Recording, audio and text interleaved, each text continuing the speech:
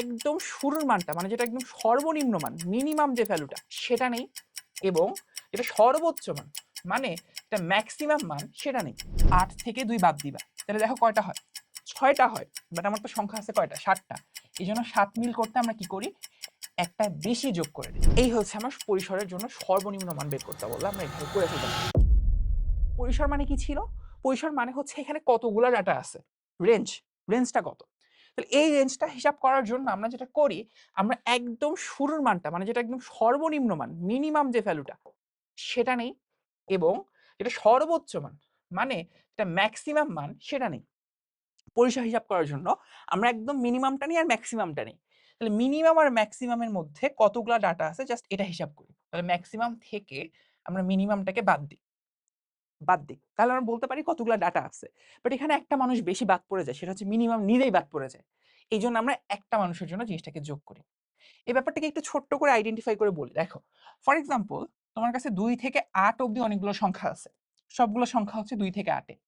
তাহলে কি কি সংখ্যা আছে খেয়াল করে দেখো। 2 আছে, 3 আছে, 4 আছে, 5 আছে, 6 আছে, 7 আছে, 8 আছে। তাহলে কয়টা সংখ্যা আছে? মোট 7টা সংখ্যা আছে। আর তুমি যদি হিসাব করো এখান থেকে যে কয়টা সংখ্যা আছে, তুমি কি করবা, 8 থেকে 2 বাদ দিবা। তাহলে দেখো কয়টা হয়, 6টা হয়। বাট আমার তো সংখ্যা আছে কয়টা, 7টা। এই জন্য 7 মিল করতে আমরা কি করি, একটা বেশি যোগ করে দিই। ঠিক আছে, সো এই কাজটা আমি এখানে করছি। ম্যাক্সিমাম থেকে মিনিমাম বাদ দিব, দিয়ে একটা বেশি যোগ করব। তাহলে আমার আইডিয়াটা খুবই সিম্পল, খুবই সিম্পল। আমি একটা ছোট্ট সামারি বলি।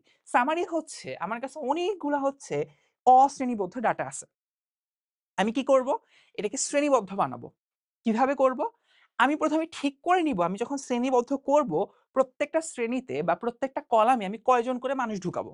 ধরলাম 5 জন করে, এটাকে আমরা বলি কি শ্রেণী ব্যাপ্তি বা শ্রেণী ব্যবধান। ঠিক আছে, এখন আমি যদি শ্রেণী ব্যাপ্তি বা শ্রেণী ব্যবধান নেই, আমার এখানে কত রেঞ্জের মানুষ আছে সেই রেঞ্জটা যদি আমি জানি, রেঞ্জটাকে আমরা বলি পরিসর। ওটাকে আমি শ্রেণী ব্যাপ্তি দিয়ে ভাগ করলে আমি বলতে পারবো আমার কয়টা কলাম লাগবে।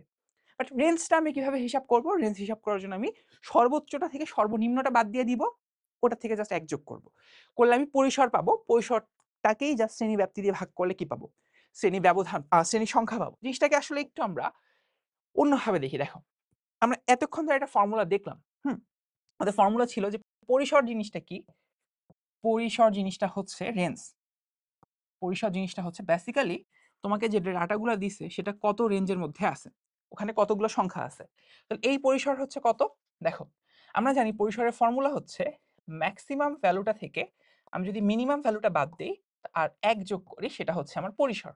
এখন একটা এমসিকিউ দিছে, দেখো এমসিকিউ বলছে যে উপাত্তের সর্বোচ্চ মান যদি হয় 57 এবং পরিসর যদি হয় 37, তো সর্বোচ্চ মান 57, পরিসর হচ্ছে 37, তো সর্বনিম্ন মান কত এটা আমাকে বের করতে বলছে। তাহলে দেখো এটা মোটামুটি ক্যালকুলেশন করলেই বোঝা যাচ্ছে 36 ইকুয়াল টু 57 মাইনাস মিনিমাম। তাহলে মিনিমাম কত হবে বোঝাই যাচ্ছে, মিনিমাম হবে হচ্ছে আমার 21, 21।